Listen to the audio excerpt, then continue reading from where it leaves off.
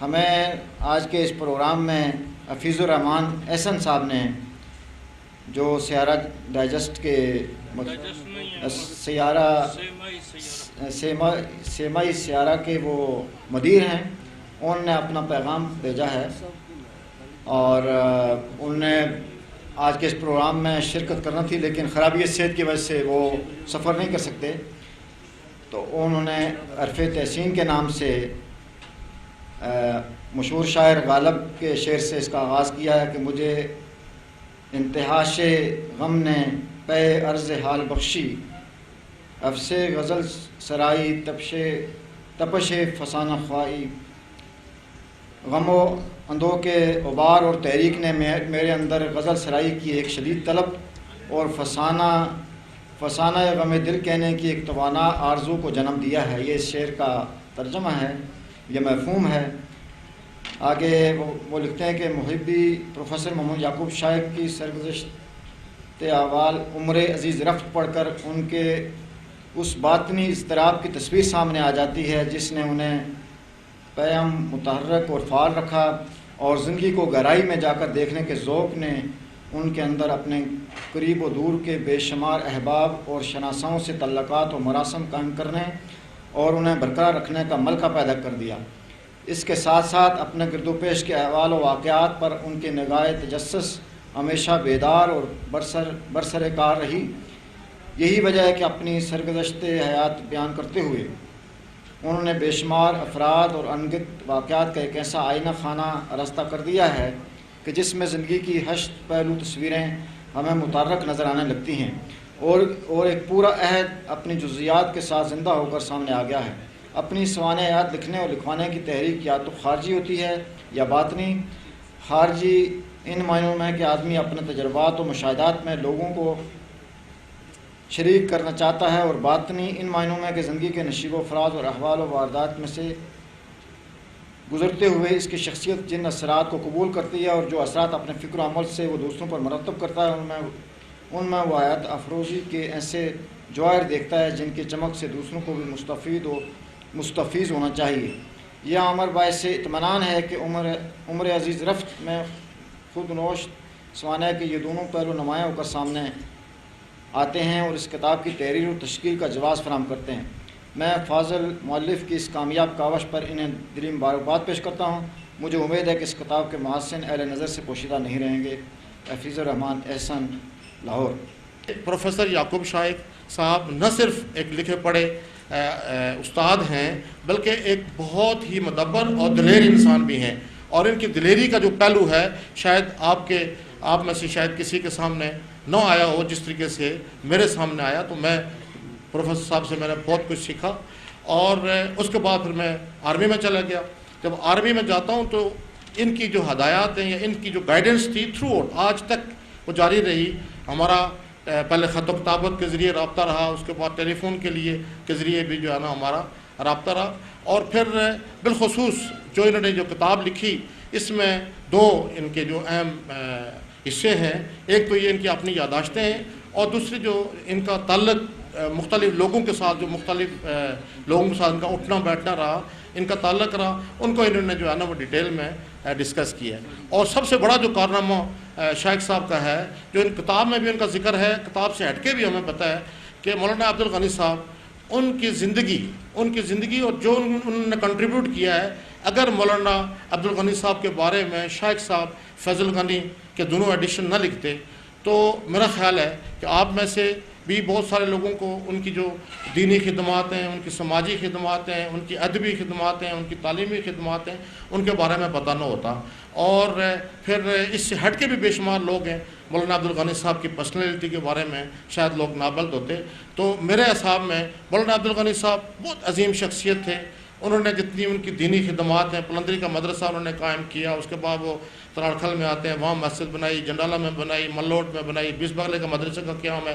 ان کے جتنے کارنامے جو ہیں وہ گنے جائیں وہ کم ہیں، لیکن ان کو لوگوں تک پہنچانے میں پروفیسر یعقوب شائق صاحب کا بہت بڑا رول ہے۔ اور اگر پروفیسر یعقوب شائق صاحب جو ہیں وہ ان کو کتابی شکل میں ان کا ذکر نہ کرتے تو میرا خیال میں ان کی خدمات کافی سارے لوگوں سے جو ہے نا وہ پوشیدہ ہوتی۔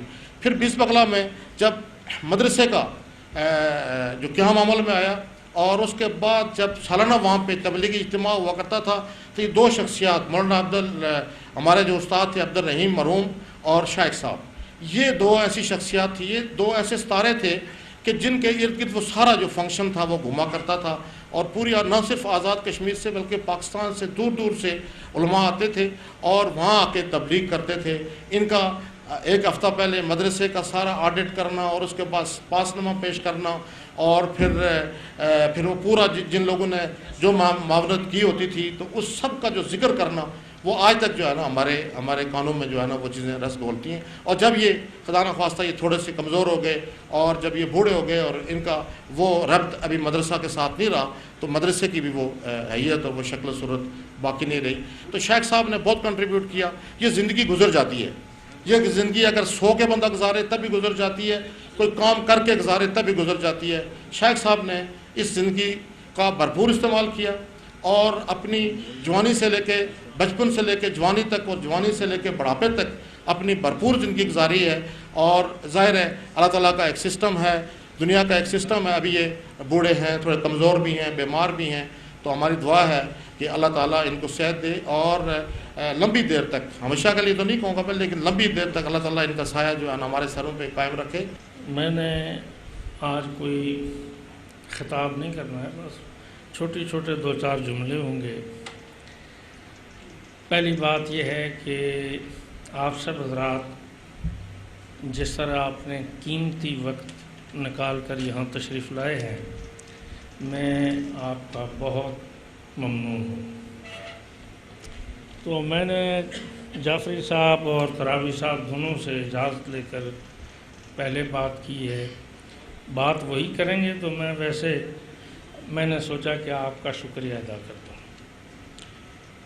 دوسری بات، ایک خاص بات ہے، وہ یہ ہے کہ میں ریاکارانہ انکساری کا بھی قائل نہیں ہوں اور خام خواہ بات کو اس طرح سے بیان کرنے کا بھی قائل نہیں ہوں جو حقائق کے منافی ہو۔ تو سچی بات میں کہتا ہوں کہ یہ کتاب میں بیماری اور علالت کا گزارنے کے لیے وہ میں نے ایک شغلاً ایک لکھنا شروع کیا تھا۔ تو یہ جملہ تو بڑا بدنام ہے کہ جی مجھے بہت سارے احباب کے پرزور اصرار پر یہ لکھی جا رہی ہے، ایسی کوئی بات نہیں۔ البتہ دو تین بہت بے تکلف دوست تھے بھی وہ میرا علاج کرنا چاہتے تھے کہ یہ ڈپریشن کا شکار ہو جائے گا تو لہٰذا اس کو کسی کام پر لگا دیں۔ بار بار وہ حفیظ الرحمان احسن صاحب لاہور سے بلکہ آتے رہے، اور کلور کوٹ سے ہمارے ایک بہت یار غار ہیں جمیل احمد رانا، میرے بہت اچھے دوست، پشاور سے نورور جان، جب بھی آئیں تو وہ کہتے تھے بھائی اور کچھ نہیں کر سکتے تو کم از کم اپنی یادداشتیں لکھ لو۔ تو ان کا بھی مقصد یہ نہیں تھا کہ یہ یادداشتیں لکھے، مقصد یہ تھا کہ بھائی یہ کسی کام میں مصروف ہو جائے تو یہ جو ڈپریشن ہے اس کے دماغ پر آپریشن کی وجہ سے، تو وہ میں بتا نہیں سکا۔ بعض جو احباب نئے ہیں کہ زلزلے میں بھی میں متاثر ہوا تو 2 دفعہ بیک ایک کا آپریشن ہوا، دوسری دفعہ آپریشن ہونے کی وجہ سے میرا آدھا جسم پیرالائز ہے، 70% پیرالائز ہے۔ تو اس لیے جو میرے کلاس فیلو ہیں ریاض صاحب بالکل مجھ سے 1-2 سال بڑے ہی ہوں گے، لیکن اپنے اچھا دوسری بہت خوشی ہے کہ اویس بختیار صاحب، ان کو ہم بہت عرصہ BBC میں سنتے رہے اور ان سے ملنے کا شوق بڑا تھا، آج ہم نے خود دیکھا، بہت مہربانی۔ تو تیسری بات، کرنل صاحب نے یہ اظہار کر دیا، تو تھوڑا سا ایک ریکارڈ درست کرنے کے لیے کہ واقعی رہنمائی جو حسب توفیق ہوتی رہی، لیکن پیپلز پارٹی میں شمولیت ہونے کا بالکل میں نے رہنمائی نہیں کی۔ تو یہ ریکارڈ درست رہنا چاہیے. باقی ایک مرتبہ پھر کتاب کے بارے میں جن ساتھیوں نے اظہار خیال کیا میں ان کا بہت ممنون ہوں. حقیقت یہ ہے کہ من آنم کے من دھنم، میں جو کچھ ہوں میں جانتا ہوں. لکھنا بھی صحیح طرح سے نہیں آیا اور مطالعہ بھی کوئی اتنا زیادہ نہیں ہے. بس ایک عاجزی انکساری سے زندگی گزر گئی. اور دعا یہ ہے کہ اللہ تعالیٰ جو اعمال اچھے برے جو کچھ ہوئے، اللہ تعالیٰ برے اعمال سے کی مغفرت فرمائے، اور کچھ اگر اچھے اعمال میں کچھ اچھا کام ہے تو اللہ تعالیٰ اسے قبول فرما دے. تو یہ ہے، اس میں کوئی زیادہ، بس اللہ تعالیٰ سے اس کے فضل و کرم کے متمنی ہے. تو آخر میں جناب جعفری صاحب اور ترابی صاحب انشاءاللہ صدارتی اور بطور چیف گیسٹ خطاب کریں گے. میں آپ سے آپ کا بےحد ممنون ہوں. بالخصوص یہ جو کراچی کے مہمان آئے ہیں ان کے ہم بہت ممنون ہیں کہ انہوں نے اس مجلس کو رونق بخشی. اور اسی طرح میں کرنل ضمیر صاحب اور غلام محمد صفی صاحب اور اسی طرح ترابی صاحب اور آپ سب حضرات کا بے حد شکر گزار ہوں. جزاک اللہ. معزز سامعین کی ایک بڑی تعداد عمر عزیز رفت اس سے پہلے پڑھ چکی ہے. یہ تقریب محض ایک عرس ہے. پروفیسر یعقوب شائق نے اپنی خود نوشت سوانح حیات عمر عزیز رفت میں مجھ عاجز کے بارے میں لکھا ہے کہ ہمارے درمیان 1973 سے رابطہ ہے. اس طرح سے یہ عرصہ 39 برس بنتا ہے. اچھا ہوا کہ 40 برس ابھی پورے نہیں ہوئے، ورنہ میری ذمہ داری بڑھ جاتی. 40 سال پورے ہوں تو انسان ذہنی طور پر بلوغت کے درجہ پر پہنچتا ہے. اور فارسی زبان کا محاورہ ایک شعر میں ہے کہ 40 سال عمر عزیزت گزشت، مزاجے تو از حال طفلی نہ گشت. شائق نے اپنی داستان حیات کا نام فارسی زبان میں رکھا ہے. میں نے بھی عمر عزیز سے اپنی بات کا آغاز کیا ہے. افسوس کہ جنرل ضیاء الحق کے دور میں فارسی زبان کو پاکستان سے باہر کیا گیا. یہ ایک المیہ ہے. فارسی زبان نہ ہوگی تو اچھی اردو کیسے لکھی جائے گی؟ فردوسی، رومی، عطار، جامی، خسرو، خاقانی، سعدی، حافظ، علامہ اقبال، غالب، کعانی، بہار، عمر خیام، سنائی، رودکی، انوری، خاقانی جیسی گراں قدر شخصیات کو ہم سے جدا کیا گیا تو ہمارے پاس علم و فن کی کون سی شاخ باقی رہ جائے گی؟ اس داستان حیات پر تبصرہ ایک بار لکھ کر میں اخبارات میں شائع کرا چکا ہوں، جس میں کتاب کی خوبصورت جلد بندی، فلیپ لکھنے والوں کے اسماء گرامی، تعداد صفحات، استعمال کیے گئے کاغذ کی ہنا بندی، سب کا ذکر آ چکا. اب مجھے کتاب اور صاحب کتاب پر بات کرنا ہے. صاحب کتاب کا ذکر اس لیے کہ کمال توپ کا نہیں توپچی کا ہوتا ہے. یہ توپچی ایک انتہائی خوبصورت شخص ہے. اس خوبصورتی میں جسم اور روح یعنی سوچ اور دل کا مظاہرہ بھی ہے.